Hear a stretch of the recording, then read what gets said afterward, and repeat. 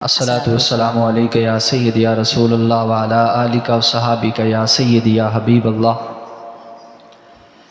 الحمدللہ آج ہم ہفتہ وار 5ویں درس قرآن میں حاضر ہیں۔ رب ذوالجلال کی بارگاہ میں دعا ہے خالق کائنات اپنی لاریب کتاب کے صدقے سے ہمارا یہاں پر بیٹھنا سننا سنانا اپنی بارگاہ میں شرف قبولیت عطا فرمائے۔ پچھلے ہفتہ میں ہم نے جو قرآن مجید کی سورہ بقرہ کی پہلی وہ 5 آیات بینات کا وہ درس دیا تھا۔ یہاں پر رب ذوالجلال نے پہلے ایمان والوں کی وہ ان کا تقوی ان کے فضائل کو اور ان کے بارے میں اللہ تبارک و تعالیٰ نے جو نشانیاں تھی وہ بیان فرمائی۔ اب آگے اللہ رب ذوالجلال وہ کفار کے بارے میں وہ فرما رہا ہے کہ ان الذین کفروا سواء علیہم، بے شک جو لوگ کافر ہیں جنہوں نے کفر کیا ہے، جنہوں نے رب تعالیٰ کی توحید اور نبی صلی اللہ علیہ وسلم کی رسالت کا انکار کیا ہے،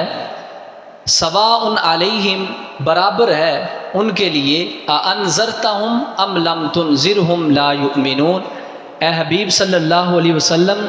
آپ ان بے ایمانوں کو ڈرائیں یا نہ ڈرائیں برابر ہے، یہ ایمان نہیں لانے والے۔ یعنی رب ذوالجلال نے ان کی ہڈ درمی کی وجہ سے، ان کے کفر کی وجہ سے، ان کا اللہ تبارک و تعالیٰ کی ذات کو نہ ماننے کی وجہ سے، حضور کی رسالت کا انکار کرنے کی وجہ سے ان پر ایمان کے دروازے بند کر دیے ہیں ہمیشہ کے لیے۔ اب آپ ان کو ڈرائیں یا نہ ڈرائیں برابر ہے، اب یہ ایمان نہیں لانے والے۔ اور پھر آگے اللہ تبارک و تعالیٰ نے فرمایا ختم اللہ علی قلوبہم، کہ رب ذوالجلال نے مہر لگا دی ہے ان کے دلوں پر، وعلی سمعہم، اور ان کی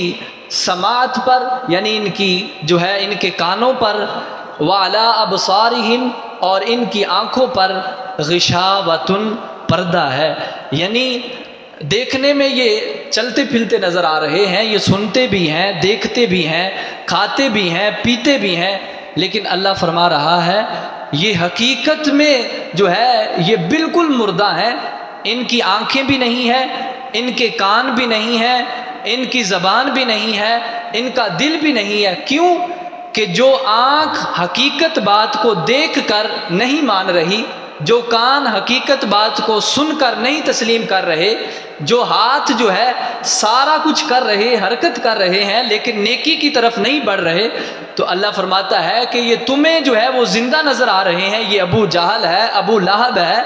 عتبہ شیبہ ہے، یہ زندہ نظر آ رہے ہیں، لیکن اللہ فرما رہا ہے یہ مردہ ہیں۔ ان کے دلوں پر بھی پردہ ہے، آنکھوں پر بھی پردہ ہے۔ اللہ تبارک و تعالیٰ نے ان کے کفر پر مہر لگا دی ہے کہ اب یہ ایمان نہیں لا سکتے۔ اور پھر اللہ تبارک و تعالیٰ نے فرمایا وَلَهُمْ عَذَابٌ عَظِيمٌ، اب یہ نہ سمجھے کہ ہم نے ایمان قبول نہیں کیا، ہم نے کفر کیا ہے، ہم نے توحید اور رسالت کا انکار کیا ہے تو ہم ایسے ہی جنت میں چلے جائیں گے۔ فرمایا ایسی بات نہیں، وَلَهُمْ عَذَابٌ عَظِيمٌ، ان کے لیے بڑا عذاب ہے۔ اب عذاب تو ہوتا ہی عذاب ہے، کیا چھوٹا کیا بڑا، لیکن اللہ تبارک و تعالیٰ نے عذاب کی کیفیت بیان کرنے کے لیے فرمایا عذاب عظیم، ڈرانے کے لیے بہت بڑا ان کے لیے عذاب ہے۔ چھوٹا بھی عذاب ہوتا ہے لیکن بہت بڑا ان کے لیے عذاب ہے۔ اب یہ بات یاد رکھیں کہ ایمان سے محروم ہونا یہ وہ ساری راہیں وہ بند کر دیتا ہے۔ جتنی بھی راہیں ہوتی ہیں وہ ساری بند ہو جاتی ہیں، اور بلکہ بندہ وہ جب کفر میں چلا جاتا ہے تو اس کا دل وہ پتھر ہو جاتا ہے، سیاہ ہو جاتا ہے، آنکھیں وہ بینائی تو ہوتی ہے لیکن حق بات وہ نظر نہیں آتی، کان وہ سننے کی قوت تو رکھتے ہیں لیکن ان کے اندر حق بات اثر نہیں کرتی۔ اور پھر آگے یہاں تک ذکر تھا کافروں کا، اب رب ذوالجلال نے آگے ایمان اور کفر سے ہٹ کر ایک اور قوم کا ذکر فرمایا، اور ان کے بارے میں اللہ فرماتا ہے کہ یہ کفر سے بھی زیادہ سخت ہیں اور ان المنافقین فی الدرک الاسفل من النار،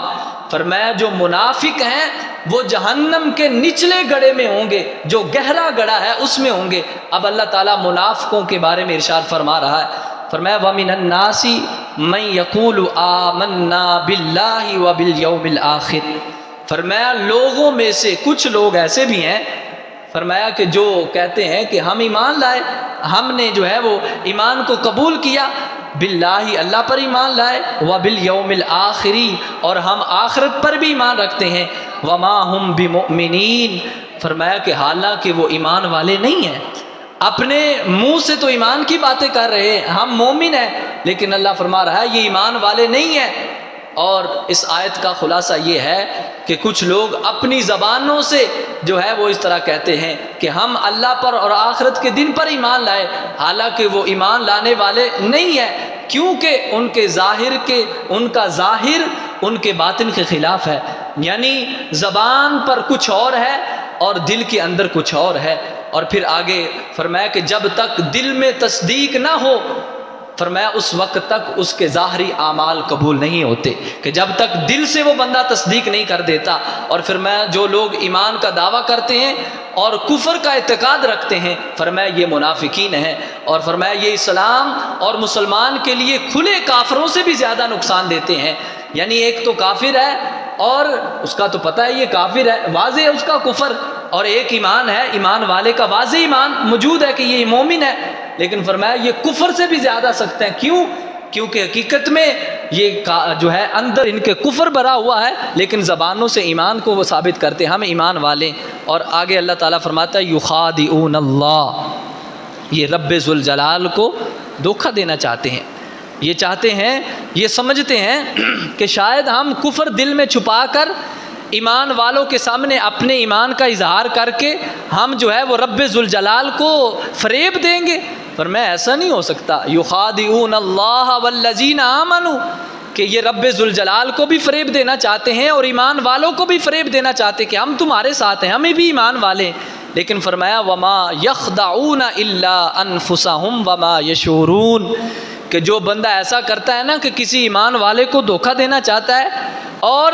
اللہ رب ذوالجلال کو دھوکہ دینا چاہتا ہے، غلطی کرتا ہے، گناہ کرتا ہے، کفر کرتا ہے، سمجھتا ہے کہ شاید اللہ کو اس بات کا علم ہی نہیں ہے اور ایمان والوں سے میں دھوکہ کر رہا ہوں، فرمایا ایسی بات نہیں ہے۔ وما یخدعون الا انفسہم، فرمایا نہ تو وہ رب ذوالجلال کو دھوکہ سے دیکھ سکتا ہے نہ ایمان والوں کو، فرمایا وہ اپنی جان کو دھوکہ دے رہا ہے، خود اپنے آپ کو دھوکہ دے رہا ہے۔ وما یشعرون، فرمایا انہیں شعور نہیں ہے، انہیں عقل نہیں ہے، کہ انہیں پتہ ہی نہیں کہ یہ اپنے آپ کو دھوکہ دے رہے ہیں۔ اللہ رب ذوالجلال کو کون دھوکہ دے سکتا ہے؟ اللہ رب ذوالجلال کے جو ہے انہ علیم بذات الصدور، کہ جو دل میں چھپی ہوئی بات ہے، جو سینے میں بندہ ابھی سوچتا بھی ہے دماغ میں، فرمایا رب ذوالجلال تو وہ پوشیدہ بات کو بھی جانتا ہے۔ فرمایا رب کائنات کو کوئی دھوکہ دینے والا نہیں ہے، اور یہ مت سمجھو،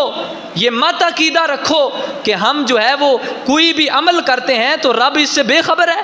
فرمایا وَمَا اللَّهُ بِغَافِلٍ عَمَّا تَعْمَلُونَ، فرمایا تم جتنے بھی اعمال کرتے ہو، چھپ کے کرو، ظاہر کرو، اعلانیہ کرو، فرمایا تنہائی میں اندھیرے میں کرو کہ تمہیں کوئی دیکھنے والا نہیں، فرمایا یاد رکھو اللہ تعالیٰ تمہارے ایک ایک اعمال سے باخبر ہے، ہر عمل کو دیکھ رہا ہے۔ پچھلے میں نے جمعے کو بھی عرض کیا نا کہ وہ جو ایک عورت تھی کہ جب اس نے مالک نے کہا کہ سارے دروازے بند کر دو تو اس نے سارے دروازے باغ کے بند کر دیے، اور اب اس نے کہا بھی سارے دروازے بند کر دیے، وہ رئیس جو ہے وہ کہنے لگا، عورت نے کہا ہاں میں نے سارے، مالک کی بیوی تھی، کہا میں نے سارے دروازے بند کر دیے لیکن ایک دروازہ ابھی بھی کھلا ہے، وہ کون سا دروازہ؟ اس نے کہا بھی سارے تو بند کر دیے، فرمایا کہ وہ میرا اور میرے رب کے درمیان والا دروازہ ہے،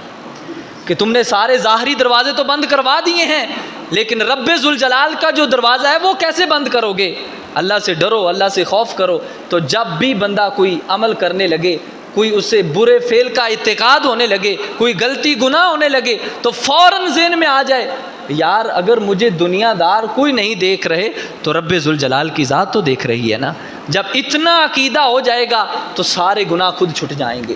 گناہ کرنے لگے فوراً ذہن میں آ جائے، کسی سے دھوکہ دینے لگے فوراً ذہن میں آ جائے یار میں اس کو دھوکہ دے رہا ہوں، میرا رب تو مجھے دیکھ رہا ہے نا۔ کسی سے بد کلامی کرنے لگے، بد زبانی کرنے لگے، کسی سے برا فعل کرنے لگے، جب کرنے لگے ذہن میں جو ہے وہ ارادہ رکھے تو فوراً یہ بات ذہن میں آ جائے یار میرا رب انہ علیم بذات الصدور ہے، وہ سینوں کے چھپے ہوئے رازوں کو بھی جانتا ہے، میں تنہائی میں گناہ کر بھی لوں گا تو رب ذوالجلال کی ذات جاننے والی ہے۔ اتنا عقیدہ جب پکا ہو جائے گا، رب پہ توکل پکا ہو جائے گا کہ اللہ تعالی ہمیں دیکھ رہا ہے، تو سارے گناہ خود بخود چھوٹ جائیں گے، سارے برے فعل خود بخود چھوٹ جائیں گے۔ آج ہمارے یہ سارے فساد کا سبب یہی ہے کہ ہم نے اللہ تبارک و تعالیٰ کی ذات کو جو ہے وہ یہ سمجھا ہے کہ شاید ہم عمل کرتے ہیں تو رب کائنات کو پتہ نہیں ہے۔ فرمایا ایسی بات نہیں ہے۔ اسی وجہ سے سرکار مدینہ صلی اللہ علیہ وسلم نے ارشاد فرمایا کہ بندو،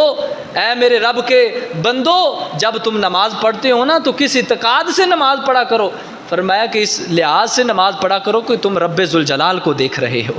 تم رب کائنات کو دیکھ رہے ہو، کیونکہ نماز یہ مومن کی معراج ہے۔ اور فرمایا اگر اتنا پکا توکل نہ ہو، اتنا بڑا جو ہے وہ عقیدہ نہ ہو تو پھر اتنا ضرور ذہن میں رکھا کرو کہ جو تم سجدے کر رہے ہو، رکوع کر رہے ہو، قیام کر رہے ہو، رب تعالیٰ کی ثنا کر رہے ہو، فرمایا یہ ساری چیزوں کو رب کائنات دیکھ رہا ہے۔ فرمایا یہ ضرور ذہن میں رکھو۔ تو جب یہ بات ذہن میں آ گئی نماز پڑھتے ہوئے تو ریاکاری خود ہی ختم ہو جائے گی، یہ ساری چیزیں خود ہی ختم ہو جائے گی۔ جب یہ بات ذہن میں آ جائے نماز پڑھتے ہوئے کہ ہمیں رب دیکھ رہا ہے تو پھر خارش بھی نہیں ہوگی، پھر ٹوپی کو بھی سیدھا نہیں کیا جائے گا، پھر موبائل پہ کال آ گئی ہے تو اس کو بند کرنے کی بھی حاجت نہیں ہوگی، پھر اگر کہیں کوئی تکلیف بھی ہوتی ہے تو پرواہ نہیں ہوگی، پھر نماز وہ نماز ہوگی کہ حضرت علی المرتضیٰ شیر خدا جیسی نماز ہوگی۔ تیر چبھ جاتا ہے، پاؤں میں لگ جاتا ہے، کہا نماز کی حالت میں ہوں گا تو نکال دینا، اب نماز کی نیت کی، کھینچ دیا، نماز پڑھ کے فارغ ہوئے، کہا نکل گیا، کہا آپ کو پتہ نہیں چلا، آپ کو تکلیف نہیں ہوئی، وہ جو کھینچنے سے اتنی تکلیف ہو رہی تھی۔ فرمایا میں اپنے رب کی یاد میں اتنا محو تھا، میں اپنے رب کے جلووں میں اتنا محو تھا کہ مجھے تکلیف محسوس ہی نہیں ہوئی، مجھے اذیت محسوس ہی نہیں ہوئی۔ تو پھر وہ نماز ہوگی کہ جب ہمارا اعتقاد یہ ہوگا کہ رب ذوالجلال ہمیں دیکھ رہا ہے۔ تو اس لیے یہ ساری آیات کا خلاصہ یہ ہے، مطلب یہ ہے کہ اللہ تبارک و تعالی دیکھ رہا ہے، ایمان والوں کو بھی دیکھ رہا ہے، کفر کو بھی دیکھ رہا ہے، نفاق کو بھی دیکھ رہا ہے۔ اس لیے ہمیں عقیدہ کیا رکھنا چاہیے کہ رب ذوالجلال کی ذات دیکھ رہی ہے۔ جب اتنا پکا عقیدہ ہو جائے گا تو ہمارا بیڑا پار ہو جائے گا۔ رب ذوالجلال ہمیں آقا کریم صلی اللہ علیہ وسلم کی تعلیمات کے مطابق زندگی گزارنے کی توفیق عطا فرمائے۔ وما علیہ الا البلاغ المبین۔